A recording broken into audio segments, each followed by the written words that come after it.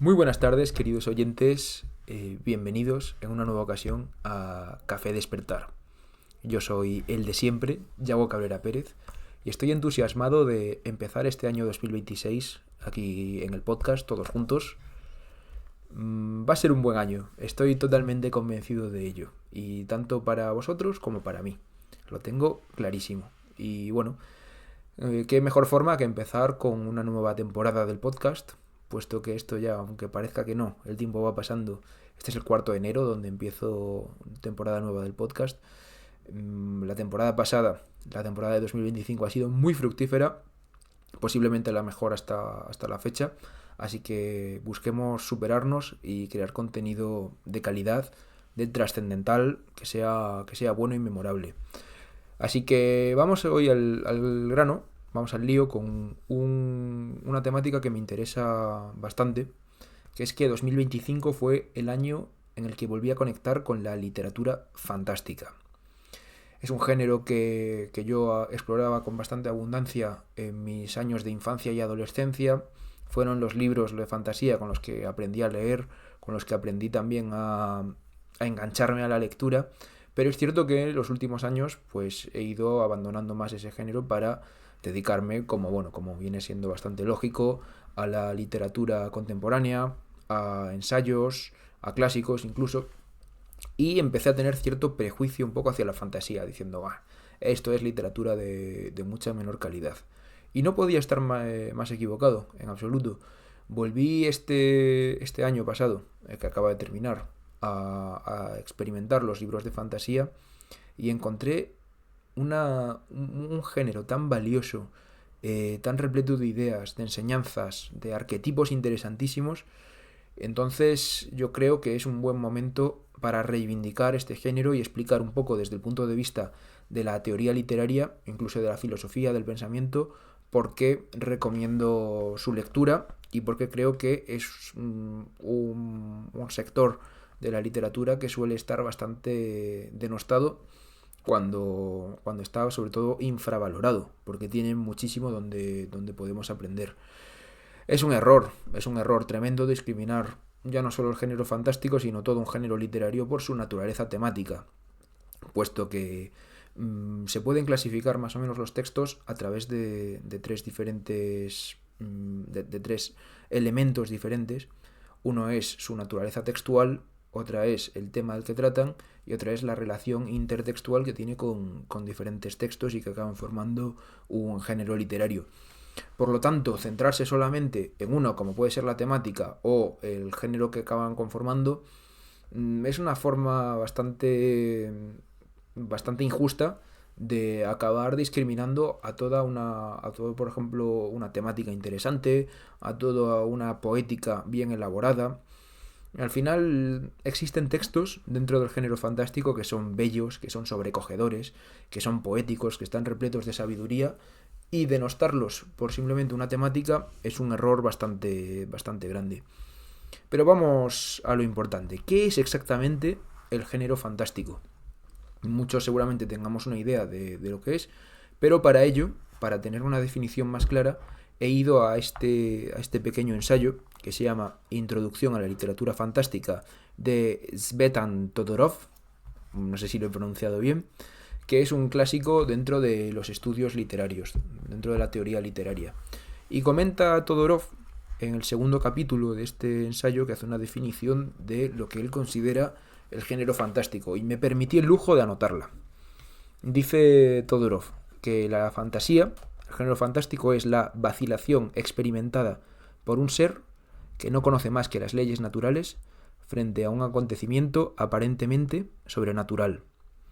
Todorov define la fantasía, por lo tanto, como algo evanescente, que juega totalmente con el desconocimiento y las fronteras entre lo real y lo imaginario. Esto es muy interesante, ¿no? Porque este desconocimiento puede ser tanto del personaje como del propio lector. Muchas veces, cuando el lector está iniciando su lectura de una novela fantástica, no es capaz, ¿no?, de saber qué es real y qué es imaginario. Entonces, el juego interesante de la fantasía es introducir elementos no reales dentro de una realidad. eso, que juega con el desconocimiento tanto del lector como del propio protagonista.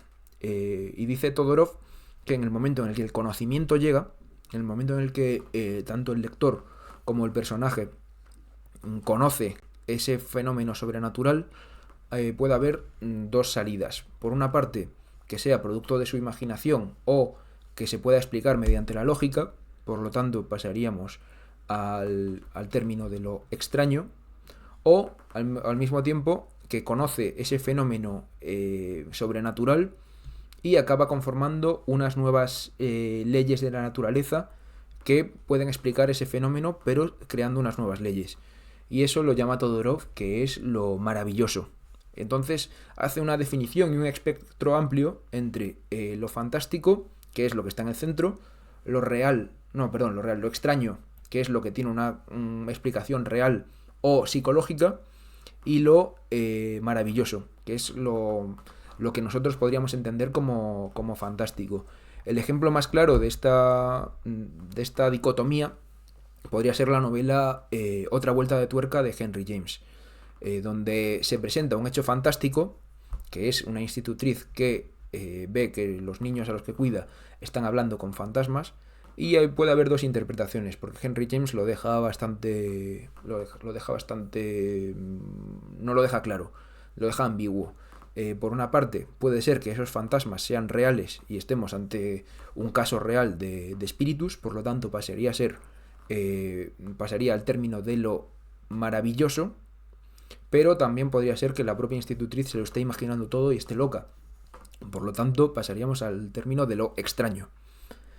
Eso es, grosso modo, la teoría de Todorov sobre la literatura fantástica. Pero yo creo que hay un problema, ¿no? Porque delimita la definición de la fantasía como lo fantástico, maravilloso, extraño, y al final es todo siempre la correlación entre lo terrenal y lo sobrenatural.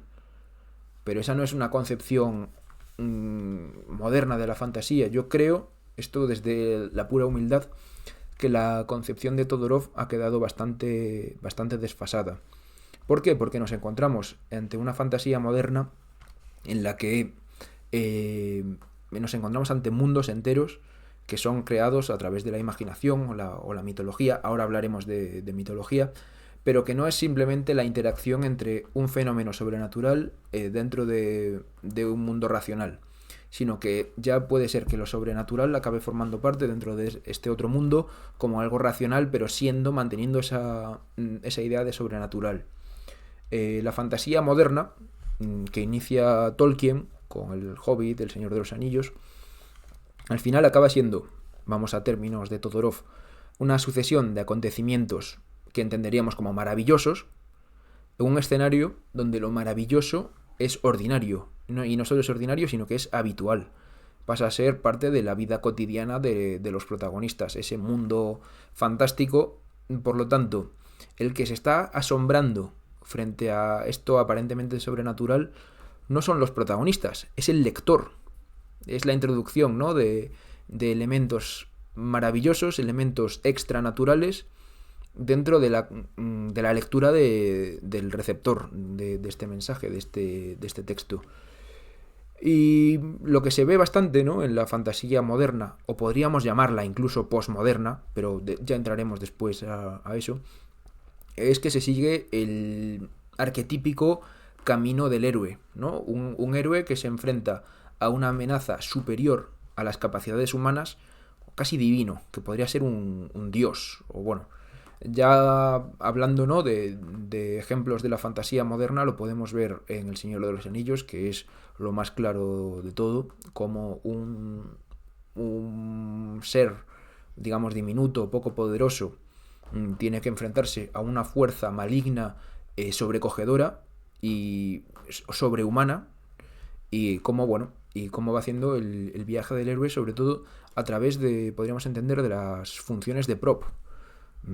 Esto es teoría de la literatura muy básica y lo podéis encontrar fácilmente, que dice Prop que hay una serie de estructuras dentro de los cuentos más tradicionales o de las historias mitológicas habituales que siguen ese viaje del héroe a través de diferentes fases. Muy, muy recomendable, la verdad, echarle un vistazo un momento. Por lo tanto, lo que vemos en esta fantasía moderna es una serie de arquetipos. Eso es muy importante, los arquetipos, que generalmente son moralizantes, es decir, buscan establecer un código moral mediante esos mundos inventados maravillosos, y que acaban conformando una alegoría o un mito incluso. Estos arquetipos al final tienen una intención moralizante, una intención de generar una moral, y normalmente suele ser el bien y el mal. Una definición bastante clara y simbólica de lo que es el bien y de lo que es el mal. Entonces esto me ha llevado a investigar sobre el tema del mito. El mito es un tema muy interesante, ¿no? Porque se puede vincular bastante las funciones mitológicas con las funciones de la literatura fantástica. La literatura fantástica, hasta cierto punto, es una narrativa que toma elementos mitológicos para incorporarlos de una forma más elaborada, podríamos decir. Esto es teoría mía, o sea, esto no lo he sacado de ninguna parte. Entonces le he dado vueltas a los mitos. Resulta que los mitos, si nos preguntan por ellos, generalmente los asociaremos a la mitología grecolatina. Eso es lo más habitual. La historia del ciclo homérico, los héroes olímpicos, que al final acaban conformando, como habíamos dicho, arquetipos moralizantes que se enfrentan a diferentes peligros o generan diferentes situaciones que nos pueden servir como ejemplos de comportamiento. Esto generó en mí un interés bastante grande y me puse a investigar y encontré este libro de aquí, Mito y Nación, de Francisco A. Cardals Martí, que por cierto estoy utilizando para investigar sobre mi anteproyecto de tesis doctoral, que voy a iniciar el doctorado dentro de muy poquito, y entonces este es uno de los libros que he estado consultando en relación a esta función. Y comenta Cardals Martí que el mito cumple sigue una ley moral por encima de una ley lógica al convertir ciertos conceptos abstractos en una historia con unos héroes a imitar, por lo tanto va por encima de toda lógica y sigue pues esa ley moral colectiva. Por lo tanto, comenta Cardals Martí que el mito cumple 3 funciones fundamentales. La primera de todas es que el mito cumple una función ejemplarizante o moral para evitar los vicios y practicar las virtudes, ¿no? Seguir el camino que han tomado ciertos héroes mitológicos que son ejemplos de comportamiento, y así encontrar diferentes razones mayúsculas que apelen a nuestra psicología interna. Es decir, pórtate como se portan los protagonistas de los mitos, o utiliza la lección que han aprendido los protagonistas de los mitos. También por segundo lugar tenemos que los mitos cumplen una función normativa o de comportamiento.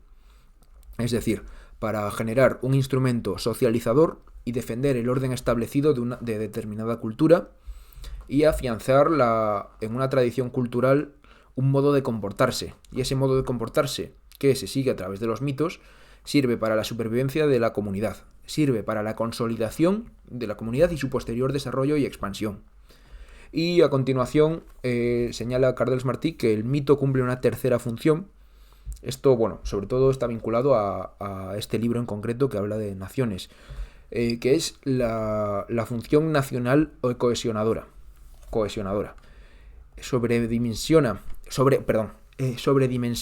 el mito un pasado territorial común, engrandeciendo ese pasado y entroncándolo con lo más sagrado, bien en lo trascendente divino o en lo humano heroico. Entonces, a través de esos mitos se crea una identidad nacional profunda.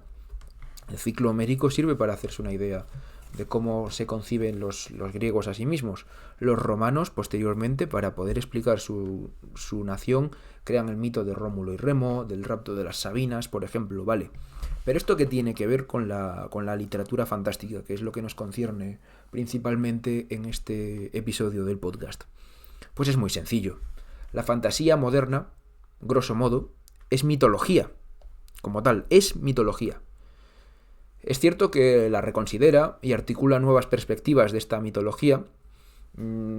Igual no cumple todas las funciones de los mitos que está explicando Cardels Martí, pero acaba siendo ejemplarizante o moral o normativa, sobre todo. Lo nacional o cohesionador no tanto. Aunque bueno, también se podría entender que la cultura occidental también bebe de esta fantasía y acaba cohesionando el mundo occidental, el mundo que conocemos, europeo, norteamericano, se acaba cohesionando a través de estas mitologías fantásticas. Podría ser.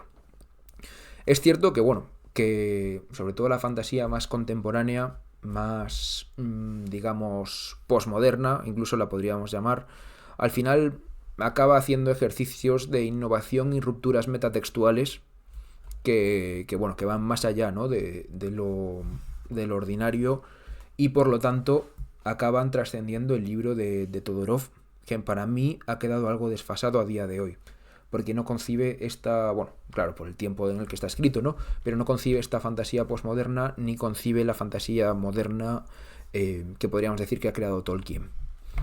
Así que, bueno, la fantasía puede ser, y de hecho es mitología, y es una serie de arquetipos moralizantes que uno debe seguir y debe tomar como referencia.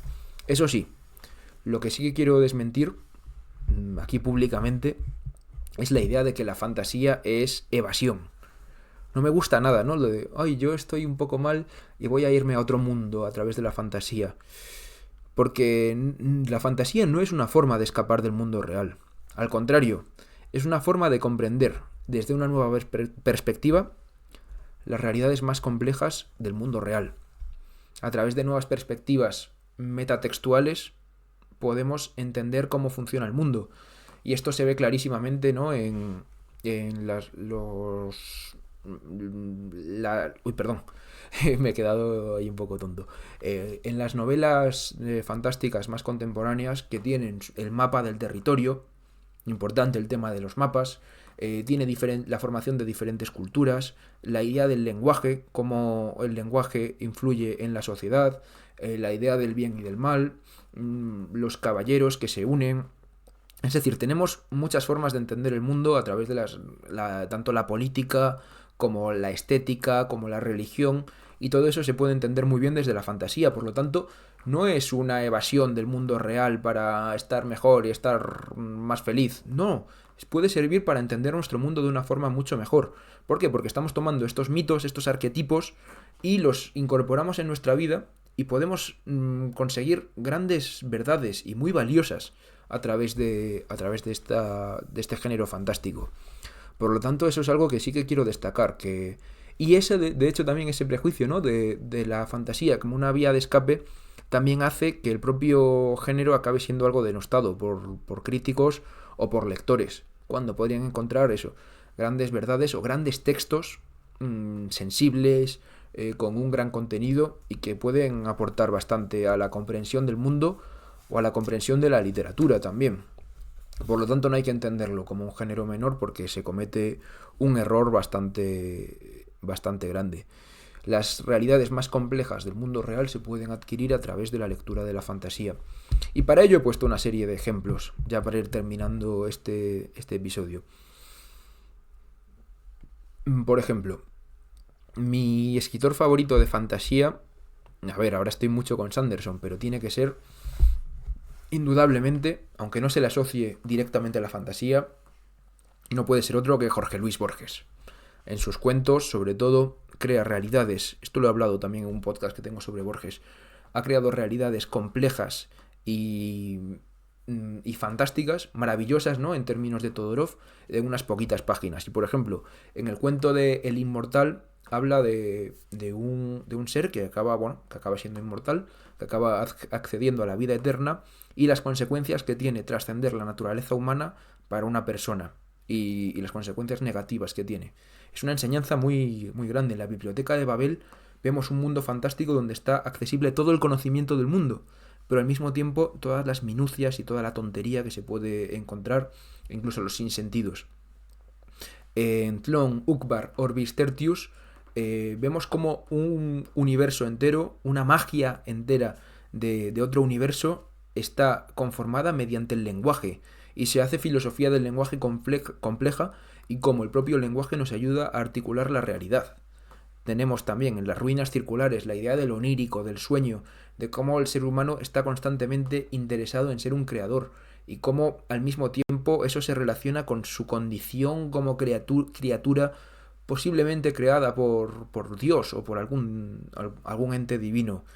Es decir, en estos cuentos fantásticos de Borges estamos viendo unas complejidades humanas de grandísima altitud, enormes, magnas, que se pueden explicar mediante estos cuentos bien escritos, maravillosos, que es una delicia leerlos y uno se lo pasa muy bien, pero acaba reflexionando sobre la condición humana.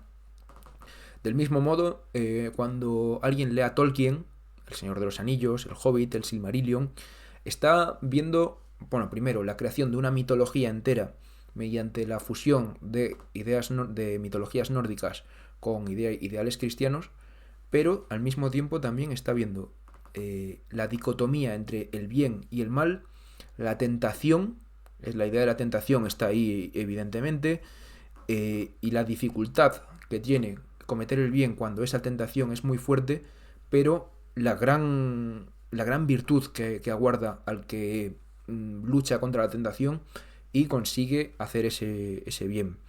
Esto es algo parecido a lo que podemos ver en las Crónicas de Narnia de Lewis, que es evidentemente de una forma clarísima, es un libro mucho más infantil, pero es una pura alegoría cristiana sobre el sacrificio y el perdón. El león que se sacrifica a Aslan no es otro que Cristo, no se parece a Cristo, no, es Cristo.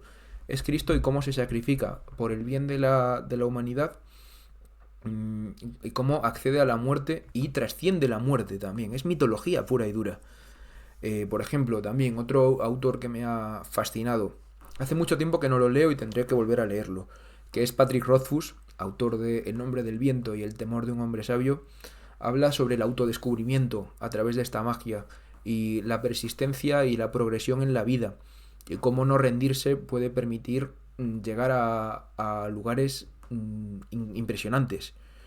O por ejemplo, ya yendo al último ejemplo de todos, Sanderson, el que está siendo ahora mismo mi autor de fantasía favorito. Autor de Nacidos de la Bruma, autor de El archivo de las tormentas, una saga que me está encantando, estoy terminando, de hecho, ya lo voy a enseñar. Estoy terminando el último libro, el tercer libro, Juramentada, son buenos tochos, me queda unas 200 páginas más o menos, y bueno, ya tengo un episodio sobre Sanderson concretamente, pero quiero hablar un poquito de él para terminar este vídeo, o este podcast. Bien, era importante guardarlo. Con Sanderson vemos las relaciones, sobre todo, se ve clarísimamente entre lo humano y lo divino. El poder de los juramentos, de mantener la verdad y el honor. Las verdades frente a las mentiras. El honor pese a la dificultad, igual que Tolkien. Muchas veces lo deshonorable, lo malvado es lo que tienta por su facilidad. Y lo virtuoso puede ser difícil de acometer, pero al mismo tiempo es la decisión más correcta de todas. Y bueno, y ya podríamos hablar, ¿no?, de la división entre alta fantasía, baja fantasía, la creación de una serie de normas, pero también lo que veo en estos libros, sobre todo en Sanderson, es la creación de universos completos con su forma de ser, con sus normas particulares, y de nuevo aquí entramos al terreno de lo maravilloso de Todorov, y cómo esas normas particulares acaban cómo el protagonista poco a poco va descubriendo esas normas y va adquiriéndolas en su día a día, y cómo eso le permite tener una fortaleza mayor para luchar contra los peligros a los que se encuentra, de nuevo, ¿no? Sirviendo como un ejemplo moralizante para el que lo lee, para el lector, que ve que está recibiendo un aprendizaje importante. Esto es un poco la reflexión que tengo sobre la literatura fantástica. Recomiendo encarecidamente la lectura. Yo creo que hay textos fantásticos para todo el mundo.